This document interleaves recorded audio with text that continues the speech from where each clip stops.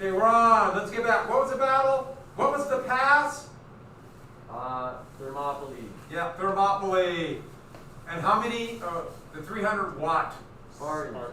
Yeah, the Spartans. We finished the war, didn't we? We got to Salamis. We were at the part where they were rebuilding. We got to the part where the Athens built walls, and then Sparta was mad. Oh, so we got right to Pericles, isn't that right? Yeah. So we'll do this. This is actually what I wanted to ask you. So, I rewatched Engineering an Empire about Alexander the Great. And it's totally about all their, a little bit about Persian architecture and a few other things, but it's basically their construction of weapons and siege machinery. And I'm trying to decide if it does a good job talking about Alexander the Great. And I'm trying to decide if that'd be a good thing to show on Wednesday. Because Wednesday next week's all digital. Yeah. Would you be interested in Engineering an Empire on? Yeah, 'cause They're I don't cool understand shows. it. There's a lot of content. And what? When you say like siege weapons, do you mean like ladders and? Oh, the siege weapons are great. You'd be shocked at the siege weapons. How ancient, but the trebuchets and catapults and. Launching dead cows. They actually do that. Oh, yeah. Was it you who told us that? Was it that last year? They did that. That happened a number of times. Yeah, launch cows and dead animals. Sure. Disease. Yeah.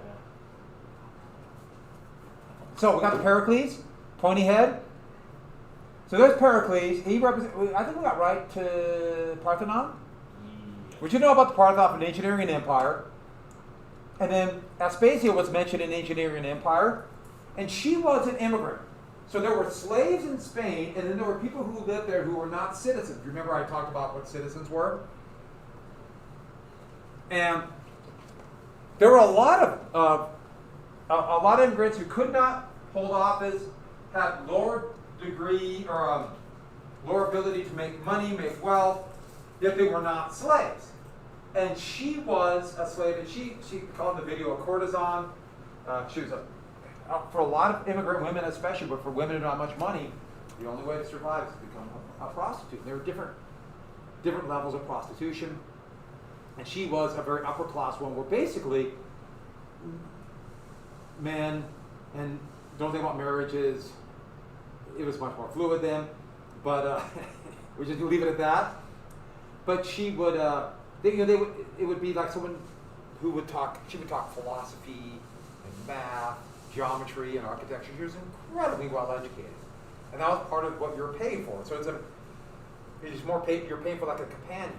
And Pericles, who had to marry his cousin, if women were second class citizens. And so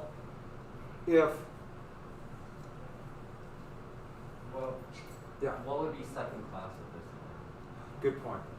Third or fourth class might be better. But they had almost no rights, no economic rights. So even though they were technically Athenian, they couldn't vote, they couldn't have property. In fact, it was a big deal that all, excuse me, I need a drink. Start breathing through the mask and start talking every time I need a drink. All women, when they got married, they had to pay a dowry. You know what a dowry is? Basically, some money that the woman's family has to pay the man to support her. Exactly. And if a wealthy family wanted to keep the money in the family, you had your cousin marry, you had cousins married, so the money stayed. And so this was a marriage where it was very unhappy. He's off giving speeches all the time, and she did not want to be married, and so they would get divorced. Men could divorce anytime they wanted. Women, it was much more difficult. In fact, men could just get divorced, I want a divorce, and kick the woman out and they lose everything, including the dowry. Women had to have just cause, abuse or a couple other things, and a man could end the divorce by literally walking into the proceeding. They have a court with as many as up to 1,000 jurors, and walk in, and I'm not making this up, grab and drag them out, and divorce is over, and they're married again. Literally drag them out bodily. So women had very few rights. So you had this weird situation where he was not married, and would go to Aspasia and have great influence. She had a great influence over him. By the way, I should add one more thing about the dowry. The dowry isn't just money. The dowry would be things like a loom to make cloth, or a potter's wheel, or things like that. Young women in Greece, and I didn't put a slide up there, so please get this down. This is a good time to mention this. I should have. I don't know why I didn't. Young women in Greece were expected to be able to make goods, to manufacture objects. This is pre-capitalism, which are machines, so they had to do it by hand. So part of the dowry was those machines. Homes were manufacturing centers. And the way for a woman to show her worth, which is just horrible, but this is what it was they had to go to make stuff. Young women were taught to make cloth, or pottery, or even metalworking, or jewelry, or clothing. But Aspasia, if women are doing that, and that's what the wives do, she taught philosophy and history. And so Pericles became enamored with her, and she would have great influence over Pericles. And this was seen as quite scandalous. How dare this immigrant, especially considering her occupation, would have such influence? I should add, this is also shockingly hypocritical, because all the men who criticized Pericles were also doing what at the same time? The same thing, I'm guessing. Exactly. People, can you believe people be hypocritical like that? Whoa. Out there they do that. Not here. We would never do that in here. Never. So, Pericles would have great influence. But the thing about Pericles was, yes, he believed in this idea that the citizens decide, but he was constantly pushing for expansion, going to war, expanding against their neighbors. And remember, Athens, with this really powerful fleet, their fleet shows up. Your commerce ends, your trade ends, and you're in real trouble. So that is his greatest construction, the Parthenon. We saw that in the video. We're going. So, Athens would, yes? It was Aspasia the one that the video said he scandalously pissed in public? Exactly, yeah. That was Aspasia. So you can't put what we consider to be moral or immoral activity between a couple, and everyone has different points of view today. We can't relate our ideas to them. They have totally different points of view. But still, that was incredibly scandalous. In private, totally different. Another question. Yeah. So the years on here are a lot more specific. Did they keep better records? Yes. In fact, we'll get to the two first historians. Okay. So, Athens punished members of the Delian League who would not pay. They would show up and attack. Right before the Peloponnesian War, they went to war with allies called the Samian War. And this is a picture of them. The Corinthians in 432, Athens would devastate with their powerful army and fleet. Now, their army was not quite Sparta's army, but there were more of them, and they had the fleet. This is becoming a real threat to Sparta. It's becoming an Athenian empire in the north against Sparta in the south. By the way, this battle, have you heard of Socrates? He supposedly fought here, the father of Greek philosophy, who we don't really know a lot about him, really. What we know about Socrates was actually written by his student Plato, which we'll get to. And so we get this very idealized version. But back to this. So Athens, or Sparta had enough, and we all know what's coming. War. A civil war in Greece. We're coming to the Peloponnesian War. So the Athenians, one of the great things Pericles did, using the money from the Delian League, built that great wall around Athens. Built the Parthenon. They took all of this wealth from the Delian League, and Sparta was by then furious. And Sparta decided we have no choice but to ally ourselves in what's called the Peloponnesian League. Now, the Peloponnesian League was mostly in Peloponnesia, but there would be some elements north around Athens of city-states that Athens had punished and bullied. They turned to Sparta. Now, Sparta was kind of a bully too. So which bully do you favor? Athens is a very confusing place. Yeah. Sorry.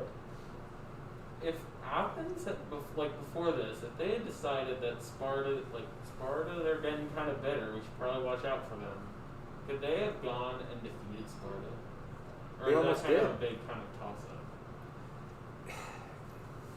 It would have been really hard because this is such mountainous territory to get over there. It would have been hard to get an army there. Mm-hmm. Sparta's not on the coast, so their fleet would not be as effective. Sparta was much more self-sufficient. It would have been harder for them to win. But Athens had more money, more trade, and so in the longer war, you would think Athens would win because Sparta would eventually run out of steam. It's really tough because they're going to fight. It's coming. So Sparta decided, we got to knock Athens down. And this would begin, remember those Ionian cities where the rebellion began against Persia? That's all these cities here.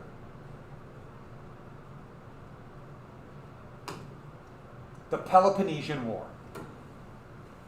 27-year-long war. Sparta attacked. Athens, because Athens was getting too powerful.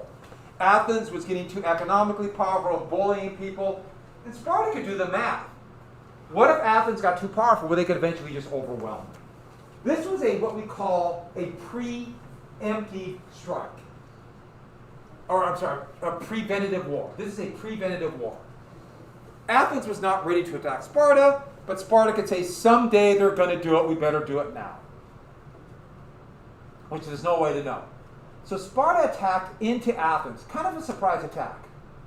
So what's the Athenian advantage? Huge fleet. Huge fleet. They do have a powerful army, but the entire honed warrior society, honed, trained. That's all they've done is fight. And the great advantage that gives Sparta is their phalanxes, one-on-one, were superior than to Athens. Athens could outnumber them, but even then, Sparta has the advantage in a one-on-one fight. And Athens know this, and Pericles know this. So when the Athenian or the Spartan armies on the march, Athens, which has been fighting all the time, instead of fighting them out in the open field, Pericles says, let Athens starve to death. Let them go to war. Let their warriors go fight. Well, we hide behind our great walls. We hide behind our walls. And remember the slaves, the helots? Okay, we'll get back to this. So Pericles said, retreat to the walls. And so there's Athens, the long walls to the harbor city of Piraeus. We'll hide behind our walls and we can resupply by sea. We can go to our friends in Ionia and Sparta will be withering on the vine. They'll have to stay there in the winter. They'll have to get supplies.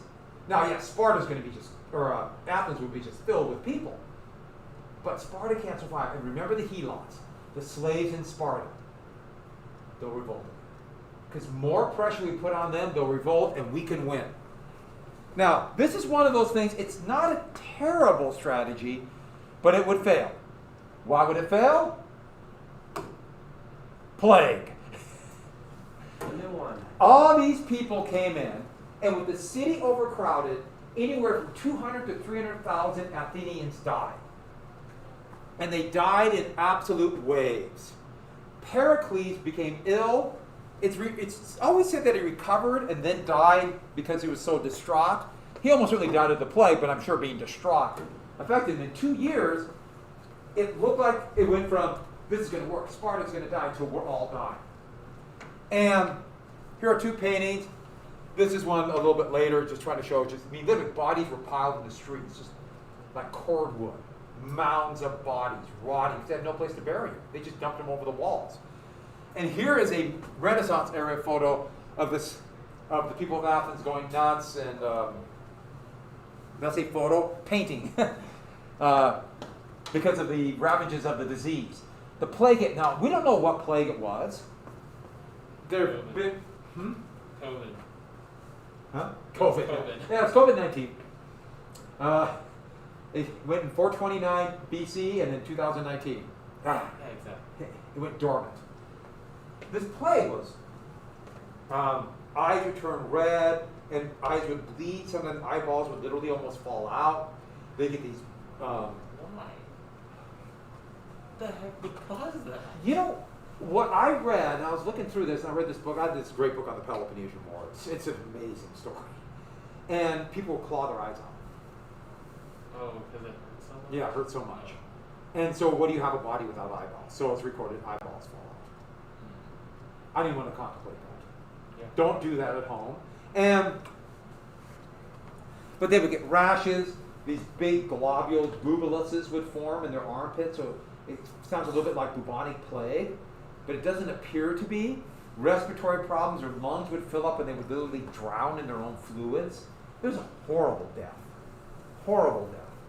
Awful diarrhea. Name every bad symptom. It appears to be that disease. And it spread like wildfire. We don't know if it's like COVID, and so therefore it's aerosol, or was it by contact? We don't know. Probably, if it spread that fast, it's probably aerosol. It's probably like COVID. It's in the air. Wasn't back then water a really good way to spread disease? Oh yeah. And so there's a chance it could have been. It has some similarities to cholera, and cholera is spread through fecal matter and water. I'll let you ponder that one for a second, but the thing about it is I can't even begin to tell you how many lives just clean water has saved. Just clean water.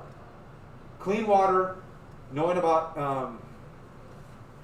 or clean water, pasteurization of milk, and antibiotics. Antibiotics have saved so many lives, we can't even wrap our minds around. Public health. But after that, a stalemate. The Greeks really couldn't beat, or the Athenians couldn't beat Spartans on the land. Spartans couldn't beat them on the sea. Yet, Sparta would win one naval battle, which was unheard of. And Athens actually defeated the Spartan army, and the Spartans surrendered. So this was a bloody stalemate. And in 421, so think about it, they've been fighting for a decade. Obviously, this is not continuous fighting. They could really only fight in the summer. But they did a 10-year truce. A 10-year truce. Basically, the war was over. By anybody rational would have been, okay, the war's over, it's not worth it. But Athens, can you imagine what the land would be after the Spartans retreated in the area that the Spartans had held while they were besieging it? They stripped everything that was alive and ate. It was just a ruin. Athens came out feeling like they lost. They had the plague. They had to retreat into their borders. Attica was destroyed. Remember, that's the area around Athens is Attica. And they wanted to fight again. And this is where you get a lot of people who played on others' fears to convince them to break the truce. Most famously, a man by the name of Alcibiades. He's one of the most famous Greeks. He's a really interesting guy. He was considered like he was a warrior. He was considered almost like beautiful. They would write him as this beautiful person. He had both multiple male and female lovers. His teacher, and this is right here, was Socrates. And this is a very weird painting. I thought this was kind of funny. This was a painting from the 1600s. So here's Socrates. There's Alcibiades. And they have an angel talking to Socrates. You got a lot of paintings like this. They're pretty funny. But Alcibiades became this very influential politician. And he said the Greeks, or the Spartans, have cheated us. We should have won if not for terrible leadership. We must attack again. And his idea was, you know where we attack? Oh, and this was part of what we call there was a conservative backlash against the democracy. It said the democracy and letting people decide was making us weak. Now, conservatism is generally opposed to democracy. Okay, the term conservative, you've all heard conservative, liberal. People misuse this all the time, so don't get bogged down about today's. Well, I'm just telling you the roots of conservatism. We mentioned this in AP American History last year. It actually comes from the American Revolution and the French Revolution. And it was the backlash against this movement where the people have power. And the idea of this, and it comes from a guy named Edwin Burke. No, some people are more capable or deserving or born to be in power, and some people aren't. So there's a hierarchy of people. That's where that comes from. So this is saying we have too many people, and that's where we get bad leaders. In fact, this was against him, using the democracy. So there's a backlash. And so there's a growing movement to overthrow the democracy during the middle of a war. And so, what does Alcibiades decide to do? Attack Sicily. Why Sicily?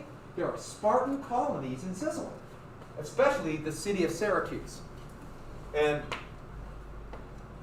I really want to go to Syracuse. Hint. Of course, we can't go anywhere now. But someday when we go some places, I guess it's really cool. Syracuse right here. It's a walled city with very elaborate defenses, but a Sparta city. And so this is a massive, over 1,000 ships are going to sail. This is 420, or this is 415. Think about how you have to travel to there. You can't just go straight across because if there's a storm, you're all dead. So the very long trip here, jump across, and then here. While they're on the way, I didn't put these statues up there because there's some issues here. But all over Athens, the god that they looked at to be like their, and we'll get to the issues. You got to be careful, but also I'll tell you what happened. Was Hermes. Hermes the messenger. And that, remember Marathon and the messenger, and this idea that they're being protected by this, and because Hermes as their protector, Athens would be the first to know, the first to move, the first to expand. And so there's all these statues of Hermes all over. And they were, okay, you understand this is a male god, right? And there's just like it's like a square rectangle with the head of Hermes, and then one other feature. They're anatomically correct. Do you get what I'm talking about? One male feature. Somebody came while, literally, as the fleet is sailing away, and broke all those off. Actually, took a hammer to them. And this was seen as a travesty in Athens, a horrible omen of defeat, of absolute defeat. And this would destroy, just scuttle the Sicilian attack. They went there. Alcibiades would have to go back to stand trial because he was blamed by those very same conservatives that wanted to get rid of the democracy. And this would be the beginning of the end. Alcibiades would escape. He would go to Persia. He would come back. We're done with Alcibiades for now. But he was kind of a roguish character. But the Sicilian campaign was a disaster. Athens was devastated. Absolutely devastated. It's still a mystery to this day who broke off the pieces of the Hermes statues. There are a few. I thought about showing, but okay. Oh, so the Hermes statue is in Athens? Yeah, in Athens. Okay. Just as the fleet sailing away. And so this gave credence to the conservatives who are saying, let's just end the war. This democracy is leading us to ruin by sending us to Sicily. And so with that, a new government, the democracy was overthrown because of this. And an oligarchy was created. Remember, oligarchies are ruled by a few? And this is supposed to be a painting of, in the Acropolis, of basically the formation of an oligarchy, just a few ruling elite. I should add all these people are going to soon be dead. Well, they're dead now for sure. And with that, Sparta could finish them off. Finally, the war will end. What was that?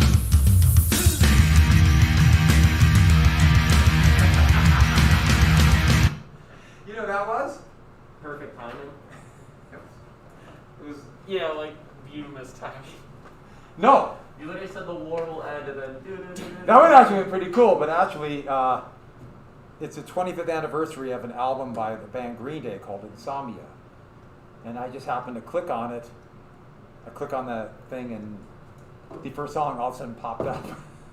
Like, just randomly? It was on YouTube, yeah. Weird. Yeah. So, with that, but that would have been actually pretty cool. The end of the war. That's literally what happened. I've tried to do that in the past. It never worked. It's never worked, so I just quit trying. trying too hard. You're right.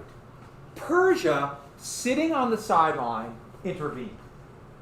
Remember how much they hate Athens. It's still sticking with them. So Persia allied themselves with the Spartans. And they provided a couple things, ships, manpower, but they put a lot of pressure on Ionia.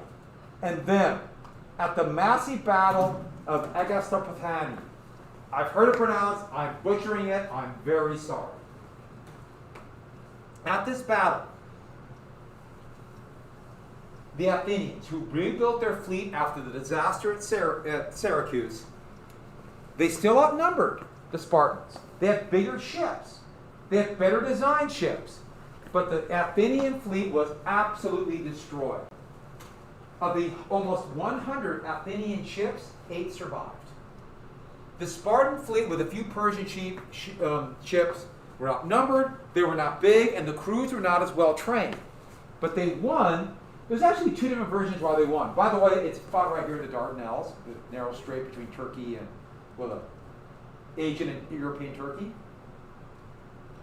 Even the Spartans, even the Athenians made a big mistake.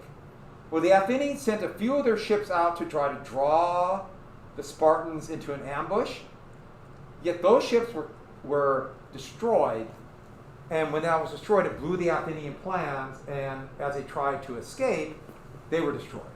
Or, So, like, rather than the Spartans chasing them into the ambush, they just killed them? Yeah. Okay. And it's almost like an ambush in reverse. Or, there was going to be an attack, the Spartans didn't attack, so the Athenians beached their ships. And that's when the Spartans attacked. And destroyed their fleet, basically, when they weren't ready to come out and sail. That seems probably the most likely. And that's what happened to the Spartan fleet. For the first time, they won this big battle. And Athens doomed. Remember the entire Athenian strategy? Resupply from the sea.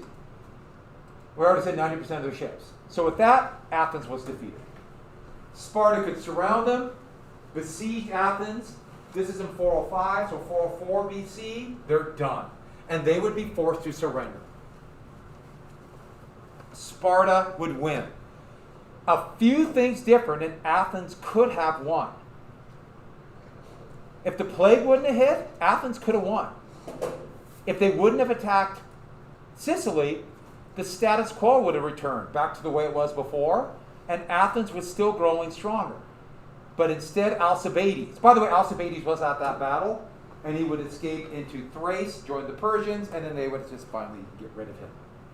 He died of mysterious circumstances. Mm-hmm. He committed suicide by stabbing himself many times. Yeah, I think you know what happened. But with Athens defeated, the Spartans said, you're going to have a dictatorship. And another oligarchy, in fact, they called it the 700. And 700 of the wealthiest people in Athens would run it, and 1,000 Spartan hoplites made sure that Athens remained a dictatorship. The people of Athens would rise up, and eventually it would become a democracy again, kind of. You have the same kind of citizens with slaves. But Athens was forever weakened. And Sparta was weakened. Nobody really won this war. And there's going to be a power battle. With the strongest states in southern Greece weakened by war, Athens and Sparta, Macedonia, which was considered to be almost a backwater state of not quite barbarians, they would step in. And that's where we get to Philip II and then Alexander the Great. Mm-hmm. So who is Philip II? He's king of Macedonia. Okay. And then passed it on to Alexander the Great. Yep, his son. Okay. And Alexander the Great, and we'll get to Greek philosophy, but Alexander the Great, he was taught by Aristotle, who was Plato's student, who was Socrates' student. So he's like Socrates' great-grand student? Yeah, great-grand student. Exactly, great-grand student. And a couple of things about this. During this time of this golden age of Greece, a couple of things. As we mentioned, the Parthenon. But let's get to 3 different types of columns. The Doric column is the most famous column. This is the column in the U.S. Capitol, the Parthenon. The Ionic part, do you see the difference between the Ionic and the Doric? base, more ornate on top. Doric's pretty plain. And then, of course, the Corinthian. And the Corinthian have a base, but look how ornate the top is. And so if you go to the Capitol, some of the columns at the White House, for example, are Doric, and some are Corinthian. But notice how the base is more ornate, the top is more ornate. And same thing like St. Paul's Cathedral in London. Some are Doric, some are Ionic, some are Corinthian. Which do you prefer? Which should we get for capital? Okay, that'd be actually kind of funny. Columns in front of this kind of hodgepodge of building school. So that's the basic Greek architecture. We saw that for Engineering Empire, but I just wanted to make sure I got the columns in. So I think Engineering Empire did a great job. Can you stay there for a second? Yes, but I won't.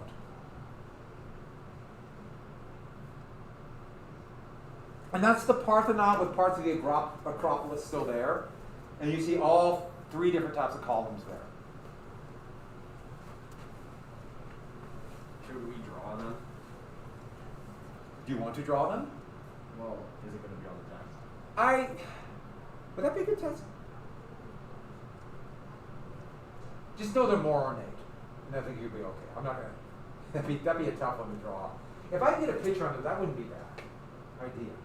And just know that it's Corinthian, but much more ornate. Ionic, not as ornate, but a very clear pedestal. Doric, no pedestal. Mm-hmm. So you can only see little bits of things in the picture, right? Yeah. So is the Parthenon like on the top of a hill? Yeah. With bits of the Acropolis surrounding Mhm. it, but like everything else below it is city. Yeah. Right now. Yeah. Athens surrounds the whole thing.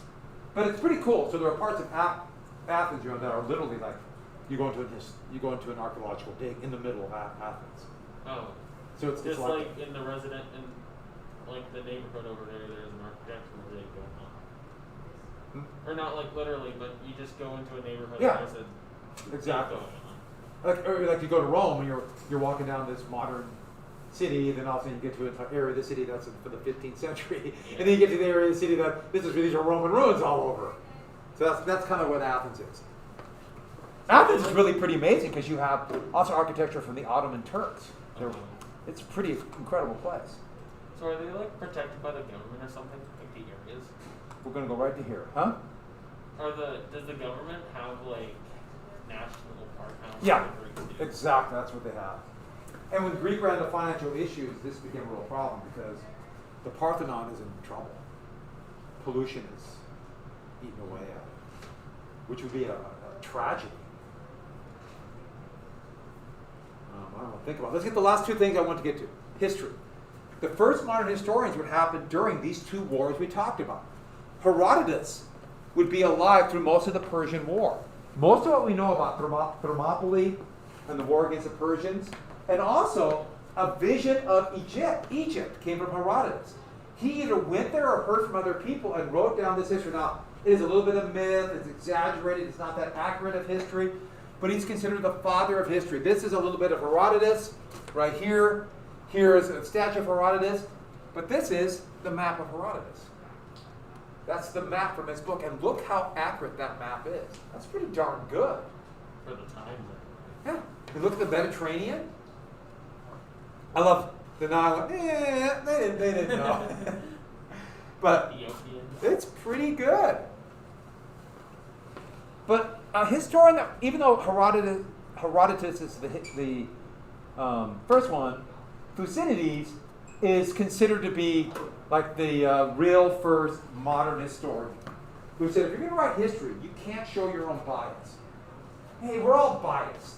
But don't try to alter history to your beliefs. Your beliefs, your ideology, your strongly held beliefs. Don't try to change history, which happens all the time. Change history to justify what you're doing now. They did this in the past, so I can do it. Which happens all the time. people try to alter American history, try to fit their political point of view all the time. But that's a really controversial issue right now. And so don't change that. He wrote about the Peloponnesian War, Thucydides. And he tried, in fact, you can look at that and say, well, this is actual real history. Much of what you read about the Peloponnesian War would be Thucydides. And this is part of the reason why we know so much. They kept good records, but Thucydides wrote a couple histories of this. And so when the Roman Empire was just starting, they really looked to Thucydides. Let me show you, first off, this is a fun, I just found this picture very funny of Thucydides. He got to have a naked child, because, and then Thucydides. And then, Wait, which one is that's Thucydides. Yeah. Which one was it? The guy sitting? No, he's right here talking, Oh, okay. standing. But the one I really like is this is Roman mosaics. So it's done painted tiles put together to make, and so these are on floors. And this is Thucydides. Looks a little different there. Of course, it's hard to get a nose. Something is fun to nose with little tiles, so it's not pretty remarkable. But this is Thucydides in a floor in Constantinople, and basically saying this is, or we get Roman culture, we have taken the best of the Greeks, and looking back to the Greeks. Peloponnesian War is a good story. And I just told you the main highlights. How stupid it was to attack Sicily. Write that down. Never attack Sicily. Got that? Never attack Sicily. Wait, what's Never that? get involved in a land war in Asia either. Especially when death is on the. What was I gonna say? I'm glad someone knows Was it- Princess Bride. Very good. Wasn't Sicily like a major battle in World War II? Oh, yeah. So in 43, That was the Italian invasion, right? yeah, the first part of it, right up to North Africa. Operation Husky. Yeah, the attack of Sicily. U.S., British, Free French. Have a good weekend. No, remember Tuesday? Yep. Tuesday? Good, good. We'll see ya. See you on Wednesday. Yeah, you punk. What was it? How did I get Green Day? Oh, that's pretty funny. I like Green Day, but What's that line?